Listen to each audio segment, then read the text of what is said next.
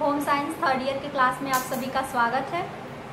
कल हमने lecture first में कुछ चीज़ों को जाना था, अब हम आज उसके आगे बढ़ेंगे। कल हमने क्या पढ़ा था? कल हमने देखा था कि पोषण क्या होता है, यानी कि न्यूट्रिशन क्या होता है। न्यूट्रिशन के बारे में आप जान चुके थे कि न्यूट्रिशन एक प्रक्रिया है जिसके द्वारा खाए हुए भोज्य पदार्थों का क्या होता है, पाचन होता है, अवशोषण होता है, परिवहन होता है और उत्सर्जन होता है। जब ये सारी क्रियाएं एक साथ होती हैं तो उसी प्रक्रिया को हम क्या कहते हैं, पोषण कहते हैं। उसके बाद हमने आहार को देखा था कि आहार क्या होता है। जो भी भोज्य पदार्थ हम खाते हैं उसमें जो सारे न्यूट्रिएंट्स होते हैं, अगर हमारे शरीर की आवश्यकता के अनुसार होते हैं तो वो आहार कहलाते हैं। आहार दो प्रकार के होते हैं, संतुलित आहार और असंतुलित आहार। संतुलित आहार के बारे में भी कल आपने जाना था कि संतुलित आहार वह आहार होता है जिसमें सभी पोषक तत्व व्यक्ति की आवश्यकता के अनुसार होते हैं, वह संतुलित आहार कहलाता है। और असंतुलित आहार वह आहार कहलाता है जिसमें सभी पोषक तत्व या तो आवश्यकता से अधिक होते हैं या आवश्यकता से कम होते हैं, तो वो क्या कहलाता है, आपका असंतुलित आहार कहलाता है। और इसके बाद अब हमने डाइट को पढ़ा था। डाइट का अर्थ हमने जाना था कि डाइट क्या होता है। तो हमारे द्वारा या किसी व्यक्ति के द्वारा एक बार में खाए हुए भोजन की क्षमता को ही क्या कहते हैं, डाइट कहते हैं। यानी व्यक्ति एक बार, जैसा कि हम सभी जानते हैं कार्बोहाइड्रेट हमारे भोजन का अभिन्न अंग होता है, यानी हम सभी के भोजन में कार्बोहाइड्रेट की मात्रा आवश्यक रूप से पाई जाती है। जबकि हम ये कह सकते हैं कि 60 से 70% तक कार्बोहाइड्रेट हमारे भोजन में पाया जाता है। और जो गरीब जनता होती है, जिसके पास खाने के लिए संसाधन नहीं होते या साधन स्रोत नहीं होते हैं, उनकी थाली में कम से कम 80% तक जो होता है वो कार्बोहाइड्रेट ही पाया जाता है। क्योंकि कार्बोहाइड्रेट का जो मेन काम होता है वो हमारे शरीर को ऊर्जा देने का काम करता है। अगर हम उसकी ऊर्जा के बारे में देखें तो हम जब 1 ग्राम कार्बोहाइड्रेट लेते हैं तो 1 ग्राम कार्बोहाइड्रेट जब हमारे शरीर में ज्वलन होता है, उसका उपापचय की क्रिया होती है, तो वो 4 कैलोरी ऊर्जा हमें देती है, जिससे हम कार्य करने में सक्षम होते हैं, हमारे पास एनर्जी आती है। तो कार्बोहाइड्रेट ऊर्जा देने का एक मुख्य स्रोत है और सबसे सरल स्रोत, और उसके साथ ही साथ सबसे सस्ता स्रोत है। यानी कि हम सस्ते में अगर ऊर्जा प्राप्त करना चाहें तो कार्बोहाइड्रेट के माध्यम से ले सकते हैं। और इसके साथ ही साथ कार्बोहाइड्रेट का इसीलिए कहा गया है कि कार्बोहाइड्रेट सभी पोषक तत्वों में प्रथम स्थान रखता है, क्योंकि ये हर किसी के भोजन में पाया जाता है। चाहे वो उच्च वर्गीय हो, वो भी कार्बोहाइड्रेट युक्त भोजन ग्रहण करते हैं, अधिक मात्रा में उनके थाली में होता है। और उसी तरह जो गरीब वर्ग के लोग होते हैं वो भी कार्बोहाइड्रेट युक्त भोज्य पदार्थ लेते हैं। तो कार्बोहाइड्रेट का स्थान प्रथम आता है। अब ये जो कार्बोहाइड्रेट है ये कहाँ से प्राप्त होता है, इसके बारे में भी जानना जरूरी है। तो कार्बोहाइड्रेट जो प्राप्ति होती है वो वनस्पति जगत से होती है, यानी वनस्पति जगत से ही हमें कार्बोहाइड्रेट की प्राप्ति होती है। जैसे आप अनाजों को ले लें, चावल ले लें, गेहूं ले लें, ज्वार, बाजरा, ये सब क्या होते हैं, मक्का, ये सब वनस्पति जगत से प्राप्त होते हैं और ये सब कार्बोहाइड्रेट के मुख्य स्रोत होते हैं। और इसके साथ ही साथ आप चीनी ले लें, चीनी गन्ना से प्राप्त होता है। इसके साथ साथ मीठे फल जो होते हैं, आम होते हैं, चुकंदर होते हैं, इन सब में शुगर यानी कि कार्बोहाइड्रेट पाया जाता है। और इसके साथ ही साथ और भी अन्य पदार्थ होते हैं, जैसे आलू होता है, शकरकंद होता है, अरवी की सब्जी होती है, तो इन सब में क्या होता है, कार्बोहाइड्रेट पाया जाता है। तो ये सब मेन उसके स्रोत होते हैं कार्बोहाइड्रेट के। तो कार्बोहाइड्रेट के ये स्रोत होते हैं, तो ये सब कहाँ से प्राप्त होंगे, ये सब वनस्पति जगत से ही प्राप्त होंगे। तो इसके लिए ये जानना जरूरी है कि वनस्पति जगत में कार्बोहाइड्रेट कहाँ से आता है। तो इसके लिए सबसे आपको जानना जरूरी है फोटोसिंथेसिस की क्रिया, यानी कि प्रकाश संश्लेषण की क्रिया में 4 चीज़ों का होना आवश्यक है, जैसे कार्बन डाइऑक्साइड, जल, सूर्य का प्रकाश और आपका क्लोरोफिल। क्लोरोफिल जो पेड़ पौधे में पाया जाता है, जो हरी पत्तियां होती हैं, वो हरा कलर कहाँ से आता है, क्लोरोफिल के कारण ही आता है। तो पेड़ पौधे की जो हरी पत्तियां होती हैं उसमें क्लोरोफिल पाया जाता है।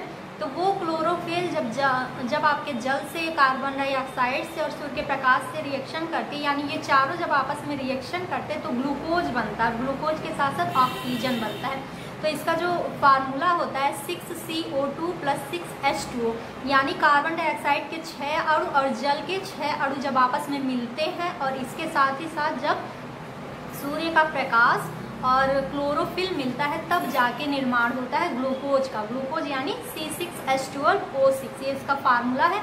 और प्लस ऑक्सीजन इसमें बनता है, 6 मतलब ऑक्सीजन के 6 अणु इसमें प्राप्त होते हैं। तो ऑक्सीजन इसके साथ ही साथ वातावरण में चला जाता है, और जो ग्लूकोज होता है वो पेड़ पौधों में स्टोर हो जाता है, यानी कि उसके जो पेड़ पौधों के जो तने होते हैं उसमें जाके क्या होता है, ग्लूकोज स्टोर हो जाता है प्रकाश संश्लेषण की क्रिया के बाद। और वही ग्लूकोज जब हम भोज्य पदार्थ को खाते हैं, यानी पेड़ पौधों से कोई चीज़ें जब लेके हम खाते हैं, या कोई फल हो या कोई अनाज हो, ये सारी चीज़ें जब हम खाते हैं तो वही ग्लूकोज हमको क्या होता है, हमारे शरीर में जाता है, और हमको मतलब कार्बोहाइड्रेट के रूप में हमारे शरीर में जाता है और हमको एनर्जी देने का काम करता है। तो इस प्रकार हम ये भी कह सकते हैं कि जो ग्लूकोज है वो क्या है, सबसे सरलतम इकाई है कार्बोहाइड्रेट की। यानी जैसे ये ऐसा नहीं है कि ग्लूकोज ही सिर्फ पाया जाता है कार्बोहाइड्रेट में, कार्बोहाइड्रेट 3 भागों में बटा हुआ होता है। इसको हम आगे समझेंगे। पहले हम इतना जान लेते हैं कि ग्लूकोज के रूप में पेड़ पौधों में जमा होता है, जिसके द्वारा हमारे शरीर को कार्बोहाइड्रेट मिलता है और एनर्जी मिलती है। अब इसके बाद हम देखेंगे कार्बोहाइड्रेट का रासायनिक संगठन, यानी कि कार्बोहाइड्रेट किन किन चीज़ों से मिलके बना, किन रसायनों से मिलके बना है। तो सबसे पहले इसमें 3 चीज़ें पाई जाती हैं, जैसे कार्बन, हाइड्रोजन और ऑक्सीजन। तो कार्बन, हाइड्रोजन और ऑक्सीजन, इन तीनों चीज़ों से मिलकर ही कार्बोहाइड्रेट बनता है।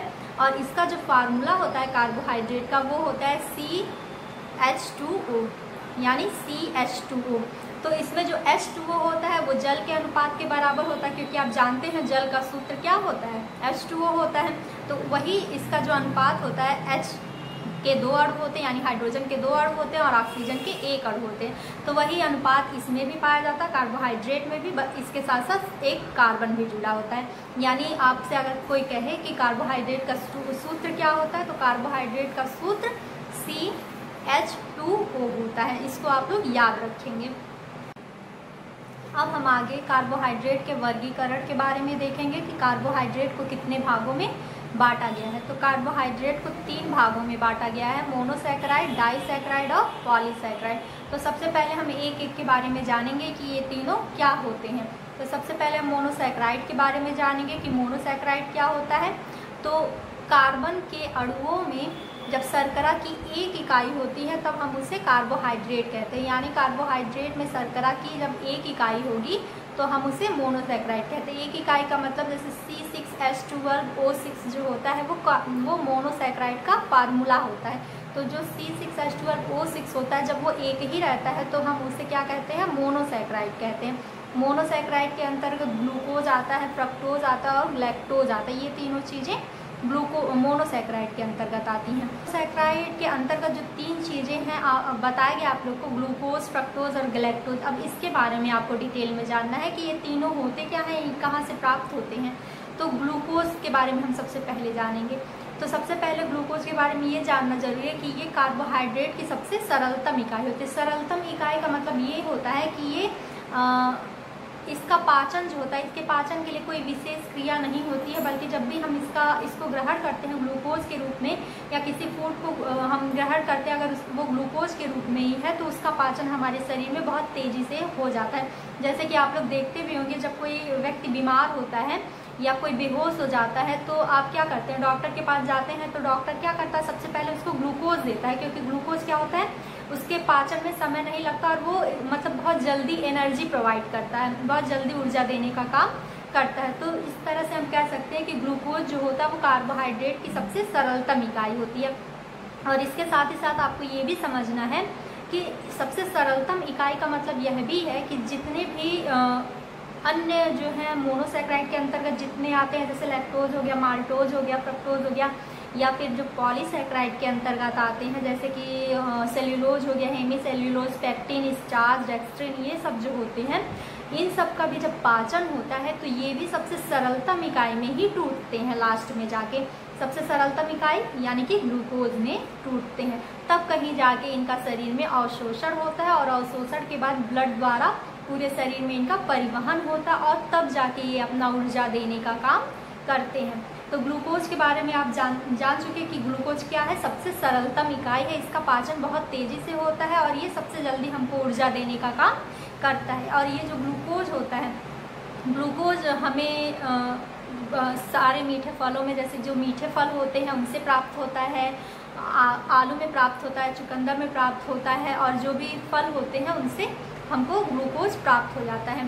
तो जो ग्लूकोज की मात्रा हमारे शरीर के अंदर होती है वो 80 से 120 मिलीग्राम हमारे शरीर में क्या होता है, ग्लूकोज होता है। और जो ब्लड में ग्लूकोज की मात्रा होती है वो 80 मिलीग्राम पर 100 मिलीलीटर ब्लड में पाया जाता है। यानी 100 मिलीलीटर अगर ब्लड है तो उसमें 80 मिलीग्राम हमारे शरीर में ग्लूकोज होना चाहिए। तो इतना ये चीज़ आपको याद रखना है। एग्जाम में जब आप लिखेंगे तो इन पॉइंटों को आप ऐसे लिखते जाएंगे कि मोनोसैकराइड यानी कार्बोहाइड्रेट के अणुओं में जब शर्करा की एक इकाई होती है तो हम उसे मोनोसैकराइड कहते हैं। मोनोसैकराइड के अंतर्गत ग्लूकोज आता है, फ्रुक्टोज आता है, ग्लैक्टोज आता है।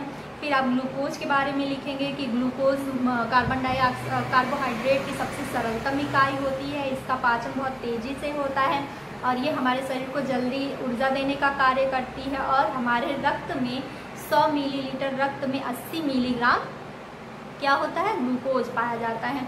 और ये हमें मीठे फलों से प्राप्त होती है। तो इतना आपको जानना ज़रूरी है कि ग्लूकोज क्या होता है। तो आज के लिए हम इतना ही छोड़ते हैं। अब आगे